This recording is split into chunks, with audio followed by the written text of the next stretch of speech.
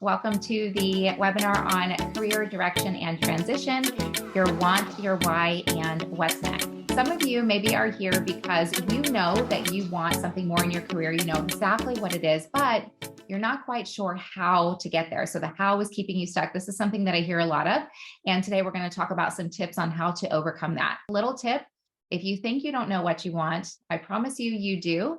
You've just likely gotten out of the habit of listening to yourself. Fear is something that each and every single one of us has to work to overcome every day. But by applying some of the tools and concepts that I'll talk about today, the good news is the more you do it, the easier it becomes. And then the fear lessens and lessens. And ultimately, you become fearless, which helps you again become unstoppable. Instead of asking yourself, what if I can't? Ask yourself, what if you can? You want to pay attention to your emotions, what excites you and what depletes your energy, because that's guiding you in the direction for you.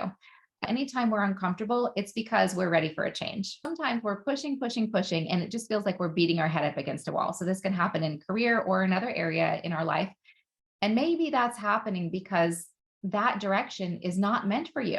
Success can flow toward us more easily, and we can move more easily toward our achievements when we go in the direction that's meant for us. So we don't have a blueprint of an entire map of what our quest is going to look like getting where we're going. Life doesn't work that way, and your career direction and transition doesn't work that way either. And that's a good thing, because if we could control everything, if we knew every single step in our process and what that was going to look like, we would limit ourselves. When we're basing our decisions on fear, unless you are in physical danger, it will always take you further from where you want to be. So we just want to get back to listening to our instincts.